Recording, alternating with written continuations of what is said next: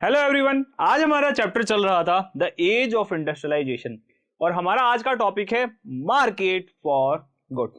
और इसी के साथ ये चैप्टर आज कंप्लीट होने वाला है। ये इस चैप्टर का आखिरी टॉपिक भी होने वाला है।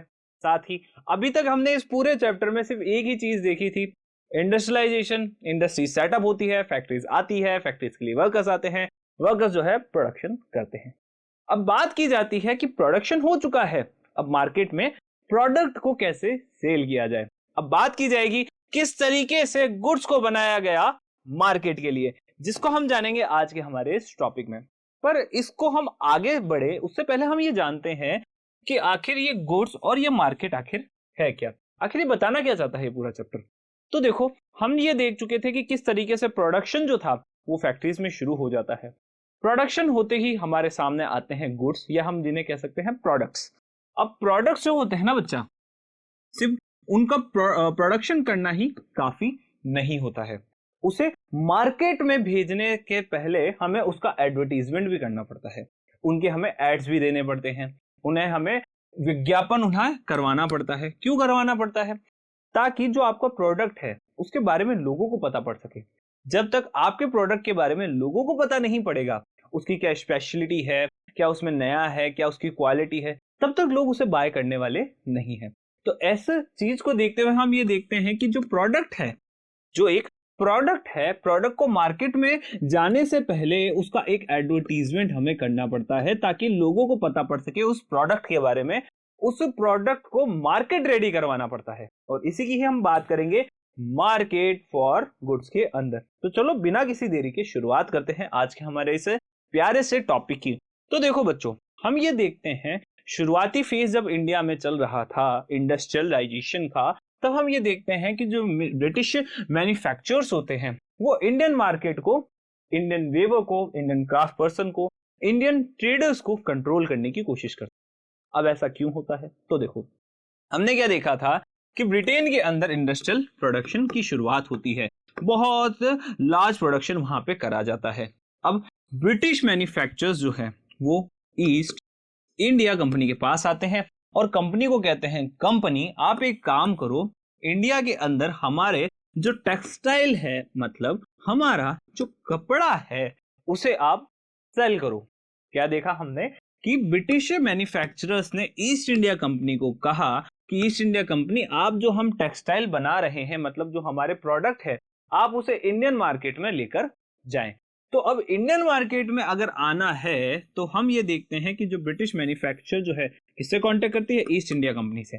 ईस्ट इंडिया कंपनी क्या करती है? ईस्ट इंडिया कंपनी ने सबसे अच्छा इसका सॉल्यूशन देखा कि हम क्यों ना इंडियन मार्केट में अपनी पोजीशन को सिक्योर कर ले, हम क्यों ना इंडियन मार्केट को ही कंट्रोल करने लग जाए। क्योंकि हम देखते हैं कि पॉलिटिकल डोमिनेंस जो थी वो ईस्ट इंडिया कंपनी के पास आ चुकी थी। इसी कारण से अब जो ईस्ट इंडिया कंपनी थी वो इंडियन मार्केट को कंट्रोल कर सकती थी। इंडियन मार्केट के ही तो वेवर्स, क्राफ्टमैन और ट्रेडर पार्ट हुआ करते थे। मतलब आपने इंडियन मार्केट को कंट्रोल कर लिया, इसका मतलब आपने इंडियन वेवर को, इंडियन क्राफ्टमैन को और इंडियन ट्रेडर को भी आपने कंट्रोल कर लिया। तो ये तो हो चुका था, पर ऐसे में क्या हमारे लोग कुछ नहीं करने वाले थे? तो देखो बच्चों, हम है इंडियंस, ठीक है, हम लोगों को अगर कोई चीज पसंद नहीं आती तो हम उसे उठा के फेंक देते हैं कि निकल जाओ यहां से। तो ऐसा ही कुछ जो एक्सपीरियंस है वो हमें उस टाइम के लोगों में भी देखने को मिलता है। हमारे यहाँ के वेवर्स, ट्रेडर्स, बिजनेसमैन जो थे ना, वो अब कॉलोनियल रूल यानी कि British manufacturers, east India company को रेजिस्ट कर रहे थे। वो कह रहे थे कि हमारा ये है मार्केट, हमारा इंडियन मार्केट है, मतलब ये हमारा है, तो ऐसे में हम है ना आपको इसको कंट्रोल करने तो देंगे नहीं। साथ ही वो लोग कह रहे थे कि हमें है ना कई सारे टैरिफ प्रोटेक्शन चाहिए। टैरिफ प्रोटेक्शन क्या होते हैं तो पहले वो डिस्कस। देखो, होता कुछ इस तरीके से है कि जब हम इंपोर्ट एक्सपोर्ट करते हैं ना, तो उस दरमियान हमें उसके ऊपर कई सारे टैरिफ यानी कि एक्स्ट्रा टैक्सेस लगाने पड़ते हैं, उसे ही हम टैरिफ कहते हैं। अब प्रोटेक्शन कैसे? तो देखो, हम देखते हैं कि इंडिया के अंदर लेट सपोज यहाँ पे बना देते हैं, ये रहा इंडिया, ये रहा ब्रिटेन। अब ब्रिटेन से इंडिया कुछ आना था, ओके, ब्रिटेन से इंडिया कुछ आया, इसका मतलब क्या है? इंडिया ने ब्रिटिश गुड्स को इंपोर्ट किया, ठीक है। अब इस इंपोर्ट के ऊपर, अब ऐसा तो है नहीं कि 100 रुपीज का वो प्रोडक्ट था तो इंडिया में आने के बाद भी वो 100 रुपीज का ही होगा, नहीं होगा। उसके अंदर एक्स्ट्रा हम ऐड करेंगे उसका टैरिफ, उसके ऊपर कुछ कस्टम वगैरह भी तो लगाएंगे, कुछ एक्स्ट्रा चार्जेस भी तो लेंगे कि आप जो है वहां से ब्रिटेन से आके हमारे इंडिया के मार्केट में आप सेल करने वाले हो आपके गुड्स। तो ऐसे में आपके इन गुड्स के ऊपर अब लगेगा क्या, आपके इन गुड्स के ऊपर लगेगा टैरिफ। तो यही होता है कि जैसे ही इंपोर्ट करते हैं गुड्स को, उनके ऊपर टैरिफ लगना शुरू हो जाता है। टैरिफ मतलब कुछ एक्स्ट्रा कॉस्ट की बात की जा रही है। तो ऐसा ही होता है, इंपोर्टेड गुड्स के ऊपर टैरिफ प्रोटेक्शन की बात की जाती है। अब टैरिफ प्रोटेक्शन कैसे, अगर टैरिफ जो है जितना ज्यादा होगा, टैरिफ जितना ज्यादा होगा तो उस इंपोर्टेड गुड की जो एक कीमत है, जो उसकी प्राइस है, वो भी उतनी ही ज्यादा बढ़ जाएगी। क्योंकि अगर 100 रुपीज है और अगर टैरिफ 10 रुपीज है तो उसकी जो कॉस्ट होगी वो कितनी आएगी एक कंज्यूमर के पास, 110। ठीक इसी तरीके से अगर उस गुड की जो रेट है वो 100 रुपीज है और 50 रुपीज उसके ऊपर टैक्स है, तो उसकी जो रेट होगी वो कितनी हो जाएगी, वो हो जाएगी 150 रुपीज। और ये किसके लिए है, ये कंज्यूमर के लिए है। तो हमें देखने को मिलता है कि इस एंड रेट को बढ़ाने की मांग की जाती है टैरिफ प्रोटेक्शन के अंदर। साथ ही इंडियन ट्रेडर्स कह रहे थे कि हमें हमारा जो मार्केट है उसे भी एक्सपेंड करने दिया जाए। मतलब हमारे जो गुड्स हैं, हम जिसका प्रोडक्शन कर रहे हैं, उसे हमें दूसरे मार्केट तक ले जाना पड़ेगा। तो ये सब तो सिचुएशन जो थी वो उस दरमियान चल रही थी। अब हम आ जाते हैं एक प्रोडक्ट के ऊपर। अब हम बात कर लेते हैं मार्केट फॉर गुड्स की। वो तो हमने पहले बैकग्राउंड देख लिया, अब बैकग्राउंड से आगे निकल के अब हम आते हैं उस मेन मुद्दे के ऊपर जिसके ऊपर ये पूरा टॉपिक बना हुआ है। तो देखो, अब हम बात करते हैं एक नए प्रोडक्ट की। जैसे कि मैं प्रोडक्ट का एक एग्जांपल लूं, तो आपने घरों में कॉलगेट का एग्जांपल देखा होगा, ठीक है ना। कॉलगेट मैं कहूं एक क्या है, टूथपेस्ट है। एक क्या है, टूथपेस्ट है। पर आपने ये देखा होगा कि जनरली इंडियन हाउस होल्ड के अंदर अगर किसी भी बंदे को टूथपेस्ट बोलना होगा तो वो टूथपेस्ट नहीं बोलेगा, वो क्या बोलेगा, वो बोलेगा कोलगेट लेते आना। ठीक है, वो ये नहीं बोलेगा टूथपेस्ट लेके आना, वो बोलेगा कोलगेट लेकर आना। क्यों, कोलगेट एक ब्रांड है, कोलगेट का एक एडवर्टीजमेंट है। कोलगेट ने हमारे मनों के अंदर अपना एक ऐसा एक इमेज जो है फिक्स कर रखा है कि अगर टूथपेस्ट है तो वो सिर्फ कौन है, वो कोलगेट है। आधे से ज्यादा इंडियन हाउस होल्ड जो है वो टूथपेस्ट का नाम ही नहीं जानते, वो सिर्फ जानते हैं क्या, वो जानते हैं सिर्फ कोलगेट को। इवन ये मेरे खुद के घर की कहानी है। मैं लगभग 15 का था, तब तक मुझे पता ही नहीं था कि टूथपेस्ट जो है उसको जो कोलगेट है उसके ही हम टूथपेस्ट भी कहते हैं। हम हर एक जो भी टूथपेस्ट थी उसे हम कोलगेट ही कह दिया करते थे। तो ये जनरल इंडियन हाउस होल्ड की एक कहानी हमें देखने को मिलती है। तो ऐसे में कोलगेट एक ब्रांड है और हमें कैसे पता पड़ा, एडवर्टीजमेंट। तो यही चीज जो है वो एक नए प्रोडक्ट के लिए करी जाती है। जब भी कोई एक नया प्रोडक्ट मार्केट में आता है तो जरूरत होती है कि लोगों को उस प्रोडक्ट के बारे में पता हो, कौन उसे बना रहा है, उसकी क्वालिटी क्या है, उसकी प्राइस क्या है, उसका जो भी पूरा जो लेआउट है, क्या क्या उसमें डला हुआ है, क्या किस किस चीजों से वो बनता है। ये सारी चीजें बताने के लिए जरूरत पड़ती है एडवर्टीजमेंट की, ताकि लोग उसे बाय कर सके। अगर लोगों को पता ही नहीं होगा किसी प्रोडक्ट के बारे में तो कोई भी उस प्रोडक्ट को बाय करने वाला नहीं है। तो अगर प्रोडक्ट को बाय करवाना है तो उसके लिए जरूरत पड़ेगी उसके एडवर्टीजमेंट की। बात की जाती है एडवर्टीजमेंट क्या होते हैं, विज्ञापन क्या होते हैं, तो वो देखते हैं। देखो, विज्ञापन एडवर्टीजमेंट और कुछ भी नहीं होते, आपके पूरे प्रोडक्ट के बारे में एक ब्रीफ डिस्क्रिप्शन होता है कि आपका प्रोडक्ट आखिर है क्या।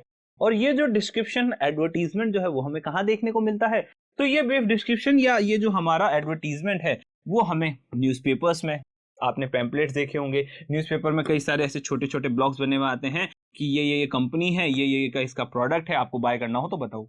मैगजीन्स के अंदर प्रोडक्ट्स आते हैं, होर्डिंग्स में प्रोडक्ट्स आते हैं, एडवर्टीजमेंट आते हैं। स्ट्रीट वॉल्स के ऊपर आपने देखा होगा कि कई सारी दीवारों के ऊपर कई सारे एक है ना ये पेपर से बने हुए पोस्टर्स लगे रहते हैं। टेलीविजन के अंदर हम कई सारे है ना एड्स देखते रहते हैं। तो ये चीजें हमें बताती है प्रोडक्ट के बारे में कि आखिर ये जो प्रोडक्ट है वो है क्या, प्रोडक्ट किस बारे में है, प्रोडक्ट की क्या खासियत है। तो हमारे इंडिया के अंदर अब दौर शुरू हो चुका था इंडस्ट्रियलाइजेशन का, और इस शुरुआती दौर के अंदर कई सारे नए प्रोडक्ट इंडियन मार्केट में आने वाले थे। और अगर इंडियन मार्केट में कोई भी नया प्रोडक्ट आता तो सबसे पहले जरूरत थी उसके एडवर्टीजमेंट की। और एडवर्टीजमेंट की कहानी के साथ ही शुरुआत होती है एक नए कंज्यूमर कल्चर की। पहले तो इंडिया में सिर्फ साफ था, एक डोमेस्टिक मतलब गांव के अंदर ही प्रोडक्शन होता था, गांव से शहरों में जाता था, शहरों से गांव आता था, बस कहानी खत्म। इतना छोटा मोटा सा प्रोडक्शन होता था, खत्म। सबको फूड चाहिए था, सबको क्या चाहिए था, फूड चाहिए था, शेल्टर चाहिए था, कहानी खत्म, इससे ज्यादा जरूरत नहीं थी। पर अब इंडिया के अंदर आने वाला था एक कंज्यूमर कल्चर। जहां पे उपभोक्ता मतलब जो कंज्यूमर है उसको देखते हुए, उसकी नीड को देखते हुए प्रोडक्ट आने वाले थे। तो इसे ही हम कहते हैं कंज्यूमर कल्चर, और ये आता है इंडस्ट्रियलाइजेशन के आने के बाद। इंडस्ट्रियलाइजेशन से पहले कई ज्यादा प्रोडक्ट हुआ ही नहीं करते थे। टेक्सटाइल था, खत्म कहानी, यही था। टेक्सटाइल था, आयरन इंडस्ट्रीज थी, बस इतनी ही प्रोडक्शन हुआ करता था। मेनली जो प्रोडक्शन था वो टेक्सटाइल, या फिर हम बात करते हैं फूड, या फिर हम बात करते हैं इंफ्रास्ट्रक्चर, उसमें ही लिमिटेड था। पर जैसे ही हमारे सामने कुछ और चीजें आती है, हमारे सामने कई सारे और कैपेबिलिटीज आती है, हम धीरे धीरे नए प्रोडक्ट लेकर आना शुरू कर देते हैं। अब वो कहानी की शुरुआत जो थी वो होने वाली थी मैनचेस्टर क्लोथ्स के साथ। क्यों? क्योंकि आपको पता है ब्रिटिश गुड्स में अगर सबसे पहले इंपोर्ट होने वाला पहला जो गुड होगा ना इंडिया के अंदर, वो कौन था? वो था मैनचेस्टर क्लोथ्स। अब मैनचेस्टर क्या है? मैनचेस्टर एक जगह का नाम पे जहां पे क्लोथ्स का प्रोडक्शन होता था। तो वो मैनचेस्टर के अंदर बने हुए जो क्लोथ्स थे वही इंडिया के अंदर इंपोर्ट हो रहे थे। इंडिया में जब भी ये क्लोथ्स आते थे, इनके बंडल्स के ऊपर लेबल लगा होता था। लेबल क्या होता है? देखो, कुछ नहीं होता। लेट सपोज ये है एक सोप। ये क्या है? एक सोप है। सोप का जो भी नाम वगैरह हो गया, सोप के ऊपर यहाँ पे किसी एक्ट्रेस की लाइक पिक्चर विक्चर हो गई, ठीक है ना, इसकी पिक्चर विक्चर हो गई, और साथ ही यहाँ पे लेट सपोज उसका डिस्क्रिप्शन हो गया कि ये इसके अंदर हमें देखने को मिलेगा, या साइड में आपको उसकी प्राइस देखने को मिल गई होगी। तो ये सारी चीजें जो है एक सोप के ऊपर है। ये एक सोप है, उसका ये क्या है? फ्रंट है, जहां पे ये सारी चीजें देखने को मिलती है, यही लेबल है। इतना ही समझ जाओ, बहुत बड़ी बात, ठीक है ना, कि हाँ एक डिस्क्रिप्शन है छोटा सा जिसमें कंपनी का नाम है, और जो भी कंपनी इस प्रोडक्ट के अंदर लेकर आ रही वो है, उसकी प्राइसेस वगैरह है, ये सारी चीजें हमें देखने को मिलती है। यही एक मोटा मोटा लेबल होता है। तो जो बंडल आते थे ना, उन बंडल्स के ऊपर लेबल लगे होते थे। ये बताते थे कि हाँ हम कौन है, हमारी कंपनी कौन सी है। जैसे कि एक ये लेबल का यहाँ पे एग्जाम्पल भी दे रखा है, यहाँ पे एक कंपनी लिख रखी है, आप खुद देखना बुक में दिख जाएगा, ठीक है। यहाँ पे कंपनी लिख रखी है, प्रोडक्ट के बारे में लिख रखा है। ये सारी चीजें बताती है कि किस तरीके से एक गुड्स को लोगों तक पहुंचाया जाता था, एक गुड्स को लोगों को बताया जाता था।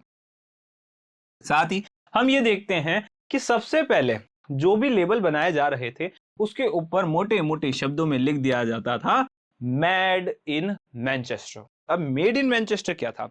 जैसे कि हम देखते हैं कि कई सारे गुड्स आज के टाइम में मेड इन चाइना लिखे हुए आते, तो उसका मतलब क्या है? चाइना में बना है। और चाइनीज गुड्स की मार्केट में रेपुटेशन कैसा है? चले तो चांद तक, नहीं चले तो शाम तक। ये मार्केट में चाइनीज गुड्स की एक क्या है, एक उसकी वैल्यू है। तो हमें देखने को मिलता है चाइना ने अपना ब्रांड लगाया मेड इन चाइना। तो मेड इन चाइना से उसकी क्वालिटी क्या हुई? जो उसकी क्वालिटी होती है खराब। अब हम कोई भी होंगे क्या मानेंगे? ये तो खराब है। पर जो मैनचेस्टर से गुड्स आ रहे थे वो कहां से आ रहे थे? बाहर से आ रहे थे। लोगों को लगता था अरे मेड इन मैनचेस्टर है, ये तो मैनचेस्टर से ये लेकर आए हुए हैं, मतलब बहुत ही ज्यादा अच्छी क्वालिटी के ये गुड्स है। तो मैनचेस्टर, मेड इन मैनचेस्टर का ये जो लेबल है ये उसकी क्वालिटी को बताता था। साथ ही हम बात करते हैं अगर हम बात करते हैं एक लेबल की, तो लेबल है ना सिर्फ और सिर्फ वर्ड्स और टेक्स्ट ही नहीं हुआ करते थे, उन लेबल्स के ऊपर इमेजेस भी हुआ करती थी। आज तो हमारी एक्ट्रेसेस की इमेजेस हमें देखने को मिलती है, पर पहले के दौर में एक्ट्रेसेस वगैरह थोड़ी हुआ करती थी। उस समय तो कौन थे? उस समय तो थे हमारे एम्परर्स, हमारे गॉड्स, गॉडेसेस, भगवान, ठीक है। यही सभी लोगों की जो इमेजेस होती थी वो एडवर्टीजमेंट या फिर लेबल के ऊपर हमें दिखती थी। इंडियन गॉडेसेस हो गई, इंडियन गॉड्स हो गए, इंडियन एम्परर्स हो गए, इन सभी की इमेजेस जो है वो हमें एक प्रोडक्ट के ऊपर देखने को मिलती थी। कुछ एग्जांपल देखें तो कृष्णा और सरस्वती, कृष्णा, सरस्वती, लक्ष्मी, विष्णु, महेश, इन सब की जो इमेजेस थी ना वो हमें देखने को मिलती थी हमारे एक प्रोडक्ट के ऊपर। पर जैसे ही लेट 19th सेंचुरी शुरू होती है, अब हम देखते हैं एक ट्रेंड बदलने लग गया था। ट्रेंड कुछ इस तरीके से था। अब देखो, मार्केट, इंडियन मार्केट देखा गया। इंडियन मार्केट में ये देखने को मिलता है कि इंडिया के अंदर जो है ना बहुत सारे लोग ऐसे भी हैं जिन्हें पढ़ना नहीं आता है। तो इसका मतलब अगर आप न्यूज़पेपर और मैगजीन्स के अंदर एडवर्टीजमेंट देते हो तो वो ज्यादा लोगों तक नहीं पहुंच सकता। ज्यादा लोग पढ़ने वाले हैं ही नहीं, तो वो कभी न्यूज़पेपर और मैगजीन्स जो है वो कभी बाय करेंगे ही नहीं, क्योंकि उन्हें तो पढ़ना आता ही नहीं। तो जो लोग नहीं पढ़ सकते उन तक किस तरीके से पहुंचा जाए? उन तक पहुंचने के लिए सामने आते हैं कैलेंडर्स। अब कैलेंडर्स क्या थे? कैलेंडर क्या होता है? कैलेंडर के अंदर कई सारी डेट्स वगैरह लिखी हुई होती है, ठीक है। साथ ही हम देखते हैं कैलेंडर्स में ऊपर, कैलेंडर्स के साइड में, कैलेंडर्स में नीचे है ना छोटे छोटे एड्स दे दिए जाते थे। अब होता ये था कि जो कैलेंडर होता है ना, न्यूज़पेपर मैगजीन्स ये तो एक दिन यूज करी, 2 दिन यूज करी, फिर छोड़ दी। पर कैलेंडर्स जो है ना, वॉल्स के ऊपर लगाकर रख दिए जाते थे। ऑफिसेस के अंदर, हाउस होल्ड के अंदर, सभी जगह हमें कैलेंडर्स देखने को मिलते थे। इन कैलेंडर्स के अंदर डेट्स तो होती ही थी, साथ में एडवर्टीजमेंट भी हुआ करते थे।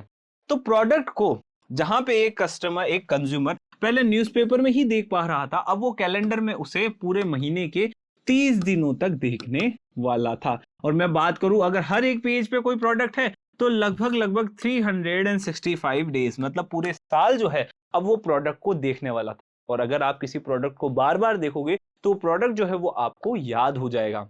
ठीक है, तो यही एक मार्केट स्ट्रेटेजी थी जो उन लोगों ने अपनाई। तो कैलेंडर्स आते हैं, जो लोग नहीं पढ़ सकते थे अब वो भी ऑफिस वॉल्स, अपने घरों में उस कैलेंडर को लगाने लग गए थे। उन कैलेंडर्स के अंदर जो थे वो गॉडेसेस, और हम बात कर रहे थे एम्परर्स, इनकी क्या होती थी, पिक्चर्स होती थी, और साथ में उनका प्रोडक्ट होता था, जो मार्केट में लोगों को बताता था कि देखो ये जो इमेजेस हैं, ये जो है हमारे जो गुड्स हैं, वो तो भगवान जो है खुद आके इसे एक एक्सेप्ट करके गए हैं। ऐसा कुछ मैसेज जो था वो लोगों तक पहुंचता था। साथ ही हम देखते हैं कि इमेजेस के अंदर गॉडेस और फिगर्स ऑफ पर्सोनेज हमें देखने को मिलते थे। पर्सोनेज का मतलब एम्परर्स और नवाब्स हमें देखने को मिलते थे। तो गॉडेसेस और ये एम्परर्स की जो इमेज है वो एक प्रोडक्ट के ऊपर क्यों होती थी, ये भी तो एक जानने का एक हमारा क्वेश्चन हो सकता है ना, कि आखिर गॉड और जो हमारे जो पर्सनेज हैं उनकी ही इमेजेस क्यों उनके ऊपर होती थी। तो देखो, होता कुछ आइडिया कुछ ऐसा था इसके पीछे कि जो मार्केटर होते थे, मतलब हम ये कह सकते हैं कि जो एडवर्टीजमेंट होते थे उनके ऊपर गॉड्स और जो पर्सनेज है उनकी फोटो इसलिए लगाई जाती थी ताकि लोगों को एक मैसेज दिया जाए कि देखो इस गुड की जो क्वालिटी है ना वो बहुत ही ज्यादा अच्छी है। खुद गॉड और खुद जो ये इंपॉर्टेंट पर्सनेज है ना, ये आपको कहते हैं कि अगर आप हमारी रिस्पेक्ट करते हो तो आपको इस गुड की भी रिस्पेक्ट करनी पड़ेगी। मतलब ये जो गुड है वो बहुत ही ज्यादा अच्छा है, इस गुड की जो क्वालिटी है वो भी बहुत ही ज्यादा अच्छी है। ऐसा कोई मैसेज जो है वो इमेजेस दे रही थी। इसी कारण से गॉड और इंपॉर्टेंट पर्सनेजेस के जो एक फिगर्स होते हैं ना वो उसके ऊपर यूज किए जाते हैं। आज का एक एग्जांपल नहीं समझ में आया तो देखो, आज के जो गुड्स होते हैं, जैसे मैंने सोप का ही एग्जांपल लिया था, सोप के ऊपर कोई भी एक फीमेल एक्ट्रेस या फिर कोई भी मेल एक्टर की एक है ना फोटो यहाँ पे लगा दी, उससे होगा क्या ना, उससे ये होगा कि हमें क्या लगेगा कि हमारे ये जो एक्टर है ये हमें बहुत पसंद है, और ये एक्टर खुद जो है वो इस सोप को यूज करता है, तो हमें भी इस सोप को यूज करना चाहिए। यही आइडिया रहता है ना, बस यही आइडिया उस समय उन इमेजेस के पीछे लगाया गया था। आगे हम देखते हैं कि अब मार्केट जो था वो पहले तो ब्रिटिश मैन्युफैक्चरर्स ने भर दिया था अपने गुड्स से। अब बात आती है इंडियन मैन्युफैक्चरर्स की, अब बात आती है इंडियन प्रोडक्शन की। हम ये देखते हैं कि इंडियन मैन्युफैक्चरर्स जो है वो जम करते हैं अपने मार्केट में। उस समय की बात करें तो 1900 के बाद इंडिया में स्वदेशी मूवमेंट शुरू हो जाते हैं। स्वदेशी मूवमेंट जो कि एक मैसेज दे रहे थे लोगों को कि आपको जो गुड्स है ना वो इंडियन गुड्स को ही यूज करना चाहिए। मतलब हम जो भी गुड्स यूज कर रहे हैं वो इंडियन होने चाहिए, मेड इन इंडिया होने चाहिए, नो मैटर व्हाट, कुछ भी हो जाए पर इंडियन गुड्स ही आपको यूज करने हैं। तो स्वदेशी का मैसेज जो था वो लोगों तक पहुंचाना था। पर नेशनलिस्ट मैसेजेस जो है स्वदेशी के वो लोगों तक कैसे पहुंचते, तो उसको पहुंचाने के लिए मैन्युफैक्चरर्स ने अपने जो गुड्स थे उनके ऊपर भारत माता की इमेजेस का यूज करना शुरू कर दिया था। ताकि नेशनलिस्ट सेंटीमेंट क्या बनता है कि अगर आप भारत माता की रिस्पेक्ट करते हो तो आपको इस पूरा जो ये हमारा प्रोडक्ट है उसको भी यूज करना पड़ेगा। अब देखो यहाँ पे एक चीज लिखी हुई है, ऊंचो माल। ऊंचो माल मतलब क्या है, एक अच्छी क्वालिटी। ठीक है, और यहाँ पे क्या लिखा हुआ है, रणछोड़ लाल छोटा लाल एंड कंपनी, मतलब कंपनी का नाम है, ब्रांड है, ब्रांड ने अपनी क्वालिटी बता दी है, और साथ ही घी अहमदाबाद, इसका एड्रेस यहाँ पे दिया हुआ है। और ये क्या लिख रखा है, हिंदुस्तान, मतलब अगर आप हिंदू हो, आप हिंदुस्तान का रिस्पेक्ट करते हो तो आपको ये प्रोडक्ट जो है वो बाय करना ही पड़ेगा। अब इन पूरे चैप्टर से हमें कंक्लूजन क्या मिलता है, क्या जानने को मिला आखिर इस चैप्टर में, क्या नया था इस चैप्टर के अंदर, वो हम जानते। तो देखो, इस चैप्टर की सबसे बड़ी स्टोरी ये रही ना कि इस चैप्टर ने हमें बताया कि किस तरीके से इंडस्ट्रीज जो है वो शुरू होती है, किस तरीके से इंडस्ट्रियलाइजेशन की शुरुआत ब्रिटेन में होती है। धीरे धीरे ये इंडस्ट्रीज जो है वो फैलना शुरू हो जाती है पूरे वर्ल्ड के अंदर। वो इंडस्ट्रीज जो थी वो इंडिया में भी आती है। इंडिया के अंदर किस तरीके से प्रोडक्शन को वो इफेक्ट करती है। इंडिया में इंडस्ट्रीज से जो फैक्ट्री आई थी, फैक्ट्री का प्रोडक्शन कैसे इंडिया में शुरू होता है। कौन इन फैक्ट्रीज को लेकर आता है, ये सारे के सारे क्वेश्चन जो है हमें इस पूरे चैप्टर में देखने को मिलते हैं। इसने हमें सिखाया कि किस तरीके से जो इंडस्ट्रीज का पहला दौर था ना वो कैसा रहा था, किस तरीके से टेक्नोलॉजिकल चेंजेस जो थे पूरी सोसाइटी में आ रहे थे, किस तरीके से नई नई फैक्ट्रीज जो है वो हमें देखने को मिल रही थी, नई इंडस्ट्रियल लेबर क्लासेस हमें देखने को मिल रही थी। तो ये सारी चीजें जो है वो हमें देखने को मिलती है द एज ऑफ इंडस्ट्रियलाइजेशन के अंदर। साथ ही हमें एक मैसेज भी देखने को मिलता है कि हाँ, एज ऑफ इंडस्ट्रियलाइजेशन तो चल रहा था, पर इस एज ऑफ इंडस्ट्रियलाइजेशन के दौरान हमारे इंडियन जो मैन्युफैक्चरर्स थे उनका क्या हाल था, हमारे स्मॉल स्केल इंडस्ट्रीज जो थी वो किस तरीके से काम कर रही थी, वो किस तरीके से compete करने की कोशिश कर रही थी हमारे इस बड़ी इंडस्ट्रीज से। तो ये सब कुछ जो है वो हमने इस चैप्टर के अंदर जाना। इस चैप्टर ने हमें बहुत अच्छा मैसेज भी दिया कि इंडस्ट्रियलाइजेशन जो है उसकी शुरुआत किस तरीके से होती है, इंडियन मार्केट का क्या हाल रहता है, बहुत कुछ हमें इस चैप्टर ने सिखाया है। कई सारी चीजें ऐसी थी जो आप अपनी डेली लाइफ के अंदर भी यूज कर सकते हैं। कई सारी मैसेजेस जो है, स्वदेशी मैसेजेस जो है वो आप अपनी लाइफ में यूज कर सकते हैं। चैप्टर अच्छा लगे तो लाइक करना, चैप्टर बहुत अच्छा लगे तो कमेंट करना, और अगर ऐसे ही इंटरेस्टिंग वीडियोस आपको चाहिए तो आप स्कोरशाला के यूट्यूब चैनल को सब्सक्राइब भी कर सकते हैं फ्रेंड्स। Thank you.